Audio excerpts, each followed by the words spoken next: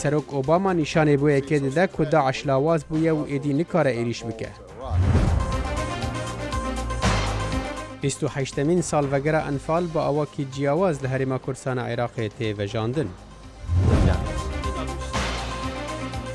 و ڕۆژە سێشەبێ لە ویلایەتە نیویۆرک دەنگدانە سەرەتاییە هەڵبژارتنە کاندیدên ئەمریکا برێڤە دچە.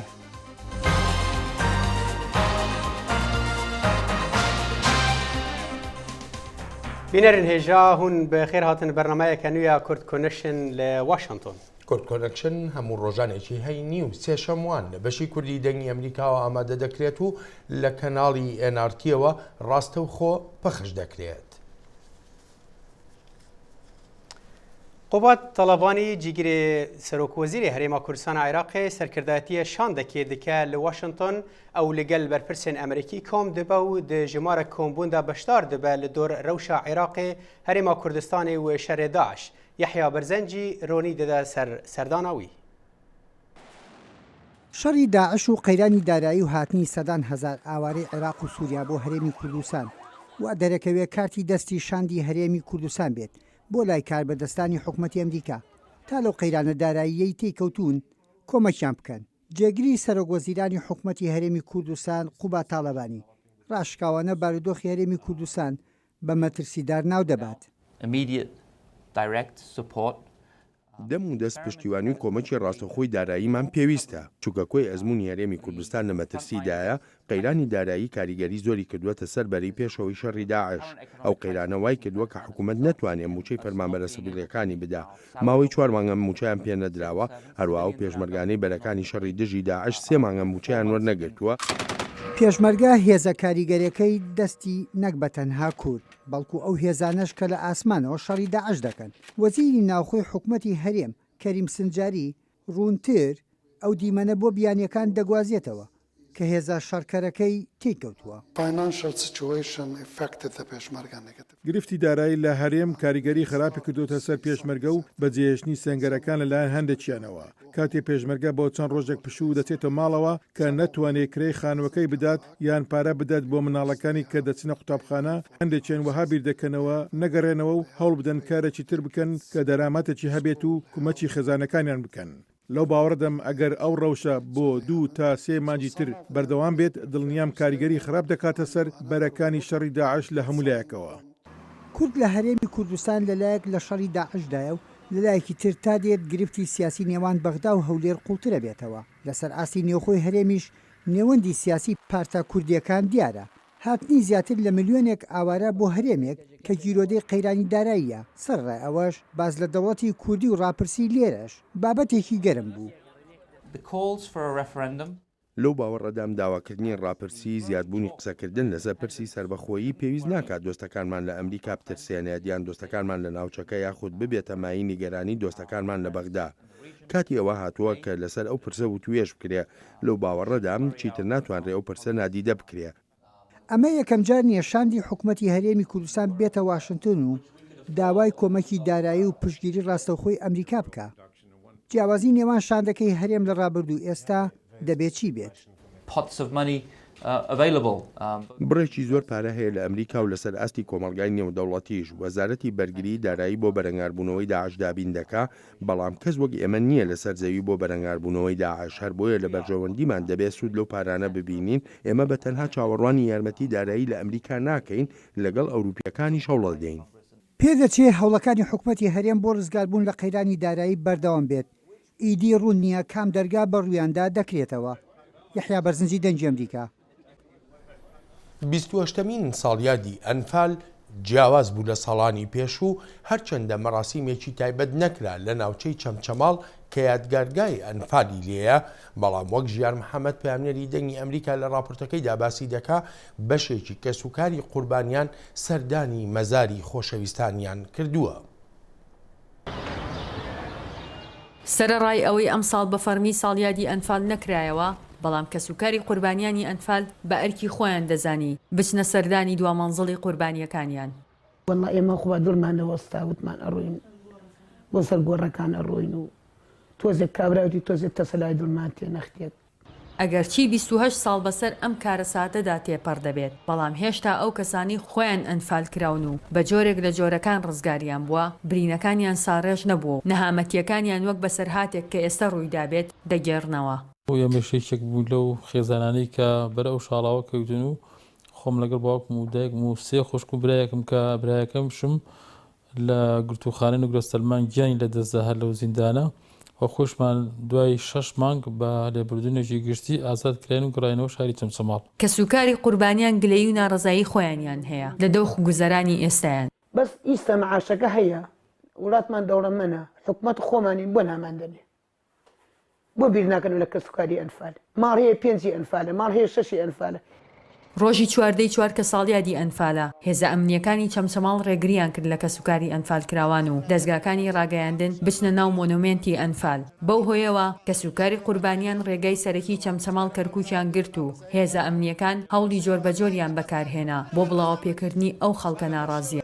ئەمان جادیانەگرت لە ناڕەزاییان لەوەی کە ڕێگریان لێکراوە بچنە مۆنومێنتەکەەوە لەوەی کە بەرپرسێک نەهاتۆ بەدەنگیانەوە لەوەی کە موچیان نییە لەوەی کە ڕێزیان ناگیرێ لەوەی کە ئەوانەی کە سوکاریان ئەنفال کراوە ئێستا بە بەرچاوێنەوە لەسەر کورسی و لە پلەی دەسەڵاتدان لە هەموو ئەمانە تووڕەبوونیشیان ناچارن بە جاداگرتن و بەو شتانە دەربڕن لە بەرامبەر هەموو ئەو ناڕەزایەتیانەدا قایمقامی چەمچەماڵ پاساوی خۆی هەیە بۆ ئەو ڕێگری لێکردانە لە کە سوکاری قوربانیان و دەستگاکانی ڕاگەیاندن ئەنی کە تۆ جادەیە گیرە لەسەر هێز ئەمریکان پێویستە ئەو جادەیە بکرێتەوە من دیفاع لەوە ناکەم خەمناکی دنیام هەیە لەوەی کە یەک هاوڵاتیەکمان ئازار بە پەنجەیشی بکە زۆرمان پێ ناخۆش و داوای لێبوردن نەکەین بەڵام لە ئەگە وەکو هێز ئەمریکان بتوێت جادێک خاڵاتی گرتیبێتی بیکەیتەوە هەرە بێ ئەو تەریقەیە بەکاربێنی ئەوەی کە لە ئەوروپا لە فەڕەنسا لە ئەڵمانیا لە هەموو وڵاتانە ئەیبینین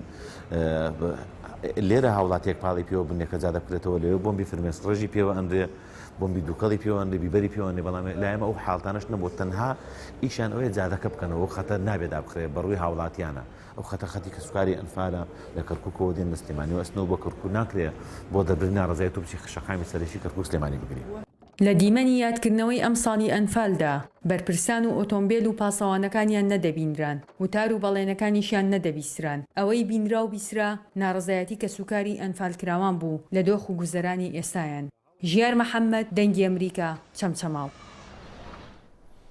جارێکی دیش دەچینەوە سەر دۆسەی دەوڵەتی ئیسلامی و سەرۆک ئۆباما پاش کۆبوونەوەکەی لەگەڵ دەستەی ئاسایشی نیشتیمانیدا جەخت دەکاتەوە لەوەی دەوڵەتی ئیسلامی کەوتۆتە باری خۆپاراستنەوە لە هەردوو وڵاتی عێراق و سووریاشدا.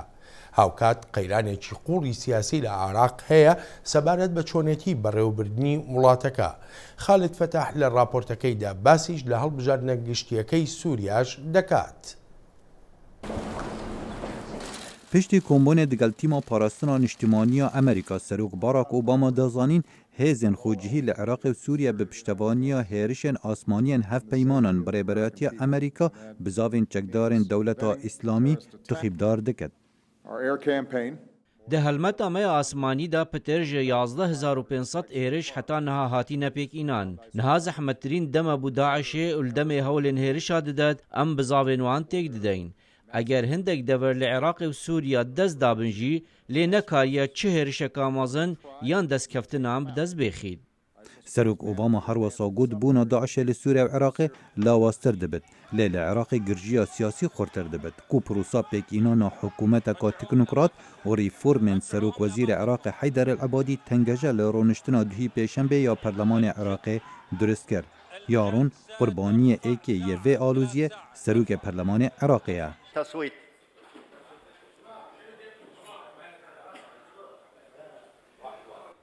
يعتبر إجماع 174 endamên Perlemanî ku piraniya wan bi ser aliyê Şîevene razî bûn li ser ladana serokê Perlemanî Sirne ew ê rûniştina Perlemanî bi têkrayî red kirî.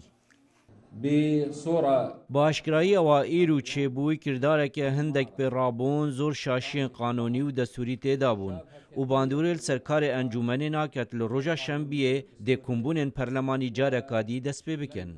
Di navbera girjiya siyasî di navbera fraksiyonên Şîe û Sinne Kurd bêlayan radwestin. Em Kurd me yê xwe vekêşayî ji vê arîşê çunku esil da ne arîşa me ye بەیائیکەیە دوێ ئەجندات پشت هەین ئەو ئەجندات بۆ مەجارێت دیار نینن li demê sengiya cihanê berew şerê çekdarên Daişê diçit, aloziyên siyasiyên Iraqê neptinê astengin hember ji navbirina tîrorê, lê belku lawaziya pirûsa danûstandinên aştiya Sûriye pirzgirêkeka diye. Hikûmeta Sûriye helbijartinên perlemanî pêketînet li demê bi milyoneha xelkê vê welatî aware ne û danûstandinên pirûsa çareseriyê di rewşeka hestiyar da derbas dibet. هەلوەستا ئەمە دەربارەی هەلبژارتناندا هەموو دزانن ئەڤ شانوگەریە نەهێژایە بێتە تەماشەکردن دەسەڵاتداریە و گوهستنێ وێ هەلبژارتنان پێک بینە و دەستور بنویسە و ئەڤ یا گرینگە بۆ خەڵکی سووریە Welatên yekgirtiyên Amerîka û hevalbendên wê piştevaniya danûstandinên Cinêv bû çareserkirina şerê navxuyê Sûriye dikit û her wesa piştevaniya hikûmeta Iraqê dikit bۆ bihêzkirina berûkên şerî, lê aloziyên siyasî li her du welatan bandorê li ser bizavên cîhanî dikit bô ji navbirina teroristên Dewleta İslamî li Iraqê û Sûriye. Xalid Fettah, Dengê Amerîka. لەوەتایی ساڵێک لەمەوبەرەوە عێراق هێزە ئاسایشیەکانی وڵاتەکە باس لە ئۆپەراسیۆنی ڕزگارکردنی شاری مووسڵ دەکەن لە دەستی دەوڵەتی ئیسلامی بەڵام هێشتا ڕۆژێک دیار نەکراوە بۆ ئەنجامدانی ئەو ئۆپەراسیۆنە هەرچەندە دەگوترێ قۆناغی یەکەمی تەواو بووە چاودێر لەو بڕوایەدان ئازادکردنی مووسڵ شەڕێکی درێژخایەن دەبێت بۆچی؟ کورد کۆنەکشن میوانداری عەمید هەڵگورد حکمت دەمڕاستی وەزارەتی پێشمەرگە لە حکوومەتی هەرێمی کوردستانی عێراق دەکات کاگەڵگورد زۆر سپاس بۆ ئامادەبوونەوە بۆ دەگوترێ ئەم شەڕەی ئازادکردنی مووسڵ درێژە دەکێشێ زۆر سپاس بۆ دەرفەتە ڕێز و حرمەت بۆ ماندووبوونتان لە ڕاستیە سەرەتای ئەو دەستپێکی کە ئێسەی بینین ئەوە بۆ خۆی وای کردووە کە خوێندنەوەکان وابێت کە ئەم پرۆسیسە لەوانەیە زۆری پێ بچێت لەبەرەوەی وەکو بینیمانەوەی کە سوپای عێراقی دەستی پێکردووە لە ینی چوونە پێشەوەی سوپای عێراقی بە شێوەیەکە کە چاودێرەکان هەموو بۆ شێوەیە خوێندنەوە لە ڕاستە ئەمە لەوانەیە زۆر بچێشێ بۆ شێوەیە بەو شێوەیە هەر بۆیە داوای ئەوواکرێت کە هێزی پێشمەرگەی کوردستان بەشدار بێت لە شەڕی ئازادکردنی مووسڵا ینی گرنگجەکە لەوەدایە خۆی ئەوە یەکە لە خاڵەکان خاڵێکەوەی لە ڕاستیا بوو پێش دەستپێکردنی ئۆپەراسیۆنی ئازادکردنی مووسڵ ڕێکەوتنێکی زۆر جددی لەسەر مەسلەی بەشداریکردنی هێزی پێشمەرگی کوردستان و جۆری بەشداریکردنی هاوپەیمانان و سوپای عێراقی بکرایە و دواتریش هەندێک خوێندنەوەی مستەقبەلیش بۆ ئایندەی مووسڵ و جۆری بەڕێوەبردننی ئەم شارە و چۆنیەتی هەرچی زووتر کۆنتترۆلکردنەوەی ئەم شارە هەمووی دەبوو کۆمەڵە شتێکن کە دەبوو دراسە بکرایەوە ڕێکەوتنی لەسەر بکرا بەڵام دیارە تا ئێستا بە شێوەیەکی جددی ئەم بابەتە ڕێکەوتنی لەسەر نەکراوە بە تایبەتیش مەسلەی چوونی هێزی پێشمەرگە و بەشداریکردنی هێزی پێشمەرگە ئێمە لە چوارچێوەی هاوپەیمانەتی نێودەوڵەتی هەمووان نەزانین پێشمەرگە بەشدارە لە شەڕی تیرۆریستانی داعش بەڵام کاتێک کە وردی دەکەیتەوە بۆ هەر ئۆپەراسیۆنێک کۆمەڵێک مخەتەتات هەیە و کۆمەڵێ پلان هەیە پێویستی بە ڕێکەوتن هەیە لەسەر ئەم ڕێکەوتنە هەر تەنها لە نێوان کورد و لایەنەکانی عەرەبی سونەدایە یا لایەنی عەرەبی شیعەشی تیادا دەبێت بۆ پێی کە هێزێکیان هەیە پێڵەن هێزی حەشدی شعبی لانی کەم پێویست بوو لایەنە فەرمیەکانی بەشدار لە پرۆسەی ڕوبەڕووبوونەوەی تیرۆریستانی داعش بەشدار بن لایەنە فەرمیەکان ئەو لایەنانن مەسەڵەن هێزی پێشمەرگەی کوردستانە سوپای عێراقا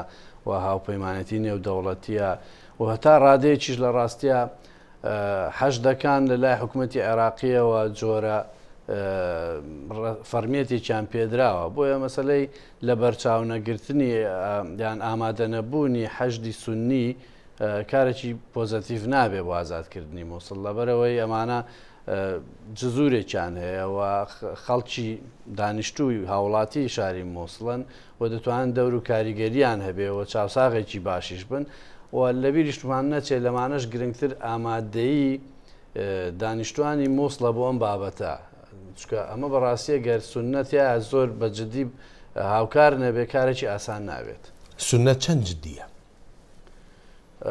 نسبەت بە سونە بەرژەوەندیە گشتیەکانی عێراق و هەموو مانتیقەکە و سونەش بە تایبەتی لەوەدا خۆی بینێتەوە کە مووسڵ ئازاد بکرێ بەڵام چەندێک گفتوگویان لەگەڵ کراوە یان چەندیش ڕیان وەرگیراوە یان چەندێک با بڵێن بە قسەیان کراوە ئەمە بابەتێکێ.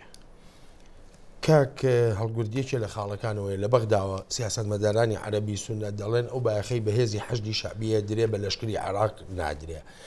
ئەگادارینەوەی کە هەولێریش گلۆگازەندە دەکات لە چۆنێتی دابینکردنی کۆمەک و با بڵێن پێداویستێ لەشکریەکان بۆ هێزی پێشمەرگەی کوردستان.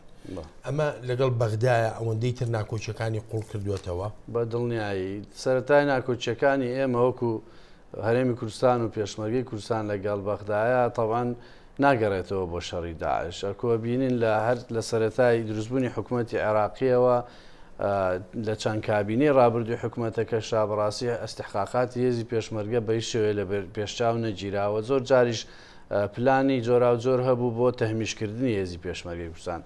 ئەوە قۆناغێکیانە قۆناغی دووەمیان دوای شەڕی داعشە لە ڕاستیە لە دوای شەڕی داعشەوە بە هەمان شێوە ئەم سیاسەتە هەر درێژەی کێشاوەوە ئەگەر چی هێزی پێشمەرگەی کوردستان توانیوێتی 1250 کیلۆمەتر وەختێک هەتاکو کۆبانێشکەی کردا 1500 کیلۆمەتر شەڕی هەبێت لەگەڵ داعشا بەڵام ئەم بۆ چوونە یان ئەم تێگەیشتنە یانیش ئەم جۆری مامەڵەکردنەی کە سوپای عێراقی و حکوومەتی عێراقی هەیەی سەبار لەگەڵ هێزی پێشمەرگەی کوردستانە گۆڕانکاری بەسەر نهاتووە بۆیە ئەمە پێویستی بە تعدیل هەیە. ئەو 1250 کیلۆمەتری کە جەنابەت ئاماژەی پێ دەکەیت و دەڵێیت لایەن هێزی پێشمەرگەی کوردستان و پارێزراوە هەموو هێزەکانی کە لەوێن سەر بە حیزبەکانن یا سەر بە وەزارەتی پێشمەرگەن. لە ڕووی سیاقاتی سەربازیەوە یەکشت زۆر گرنگە قیادە و سەیتەرەی هێز لە هەموو شتێک گرنگتراویش ئەو قیادە و سەیتەرێژ لەلایەن سەرۆکی هەرێمی کوردستانەوە وەکو فەرماندەی گشتی هێزەکانی پاسەوانی هەرێم ئەکرێ و دواتریش لە وردەکاری جۆری وەحدەکان ئەوەی کە وەحداتی ئەسکەری چۆن چۆنە بەڵێ لەوانەیە ئێمە هێزی جۆرا و جۆرمان هەبێ بەڵام هێزەکانی هەفتا و وەزارەتی پێشمەرگەش هەمووی لە یەک سەرچاو ئاراستا کرێەوە سەرپەرشتێکرێ بۆ شەڕی داعش و تا ئێستاژی گیر و گفتێکمان توش نەبووە لە ڕۆی قیادە و سەیتەرەوە. بەڵام وەزارەتی دەرەوەی وڵاتە یەکگرتوەکانی ئەمریکا بەپێی ئەو راپۆرتێک کە بڵاوی کردوێتەوە لەسەر ڕۆژی مافەکانی مرۆڤ یەکێ لەو خاڵانەی کە وەکو گلەیەک و کەم و کوڕیەک باسی دەکات لە هێزی پێشمەرگەی کوردستانە ئەوەیە کە ئەڵێ زۆربەی هێزەکان سەر بەلایەنە سیاسەکانن بە تایبەتی پارتی و یەکێتی.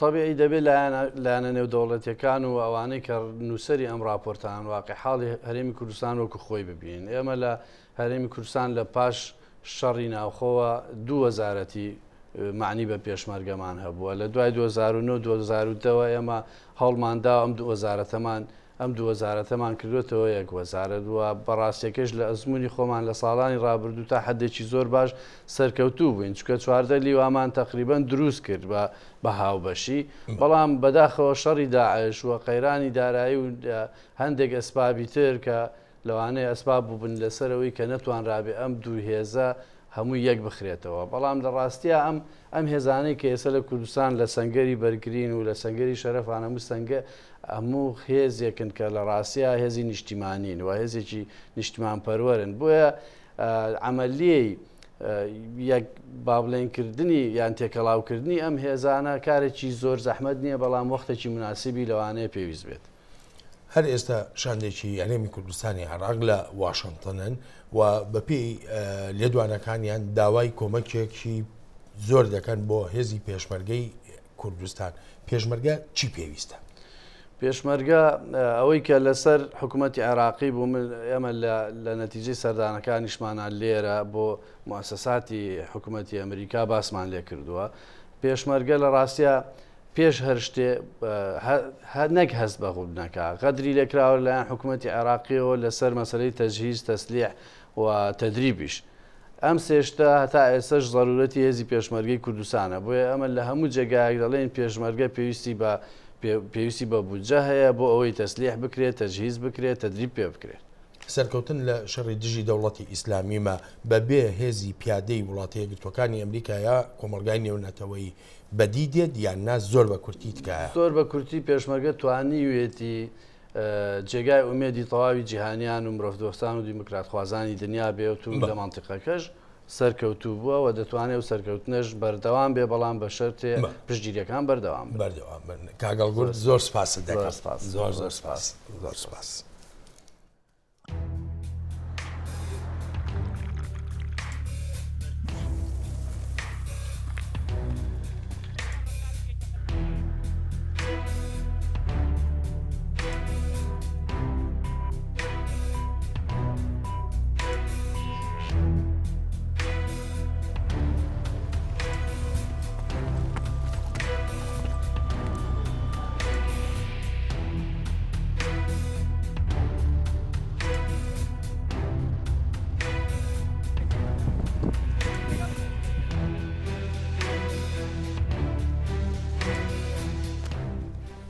ساڵانە وەزارەتی دەرەوەی وڵاتە یەکگرتووەکانی ئەمریکا راپۆرتی خۆی لەسەر ڕەوشی مافەکانی مرۆڤ لە جیهاندا بڵاو دەکاتەوە. حەیدەر کەریم زانیاری زیاتری لەلایە. هەڵمەتی کۆمەڵکوژی دەوڵەتی ئیسلامی ناسراو بە داعش دژ بە کەمینەکان لە سووریا و عێراق و هەروە پەنابەران و کارەساتی مرۆیانە لە ئەوروپا و خۆرهاڵاتی ناوەڕاست و سەرکوتکردنی ڕێکخراوەکانی کۆمەلگای مەدەنی ئەم ڕووداوانە ساڵی 2015یان کردە ساڵێکی دژوار بۆ مافەکانی مرۆڤ. وەزیری دەرەوە جان کێری گوتی پێشێلکاریەکان جێگای نیگرانین. ئەو پێشێلکاریانی کە زۆر بەربڵاو و کاریگەر بوون لە ساڵی 2015دا ئەوانە بوون لە هەرێمی خۆرهەڵاتی ناوەڕاستدا ڕوویاندا کە تێیدا تێرۆریزم و شەڕی سووریا پێکەوە دژواری و ناڕەحەتی گەورەیان لێکەوتەوە. راپۆرتەکە حکوومەتەکانی وەک چین، تورکیا، رووسیا، ئێران و کوبای گوناهبار کردووە بە هەراسانکردن و هەروەها بە ئامانجکردنی میدیا و کۆمەلگا مەدەنیەکان و ڕەخنەگران، بەڵام پێشکەوتنیش بووە. ئێمە دەستکەوتی دیموکراتی گرنگمان بەدی کردووە لە وڵاتانی وەک تونس و نایجیریا و سریلانکا و هەروەها لە بورما، بەڵام لە هەریەک لەم وڵاتانەدا هێشتا ئاستەنگ ماون کە بەسەریاندا زاڵ ببین. کاربەدەستێکی بەرزی ویلایەتە یەکگرتووەکانی ئەمریکا بە دەنجی ئەمریکای گوت ئەم راپۆرتە کاریگەری دەبێت لەسەر سیاسەتی واشنگتن لەمەڕ یارمەتیە بیانیەکان. دەکرێت دڵنیابی لەوەی کەوا هەر کاتێک ئێمە بەڵگەی باوەڕپێکراومان هەبێت کەوا یەکێک یاخود تاشێکی ئەندامی هێزی ئاسایشی بیانی پێشێلکاریەکی توندی مافەکانی مرۆڤی کردبێت ئەوە یارمەتی بۆ ئەو یەکە و تاکە کەسانە دابین ناکەین. هەندێک لە چاودێران دەڵێن مەسلەی مافەکانی مرۆڤ پێویستە دەسەڵات و توانای زیاتریان هەبێت لە داڕێشتنی سیاسەتی دەرەوەی ئەمریکا. بەڕای من یەکێک لە نیگەرانیەکانی ئێمە لە ڕێکخراوی چاودێری مافەکانی مرۆڤ ئەوەیە هەرچەندە ئەم بەڵگەیە زۆر ڕاست و ڕوونە و زۆر بەساچی لە ڕەوشی زۆر لە وڵاتانە تێدەگات، بەڵام بە شێوەی پێویست بەکار ناهێنرێت. لەسەر داوای کۆنگرێس ئەمە چلەمین ساڵە کەوا حکوومەتی ئەمریکا راپۆرتی خۆی لەسەر مافەکانی مرۆڤ بڵاو دەکاتەوە. حەیدەر کەریم دەنجی ئەمریکا.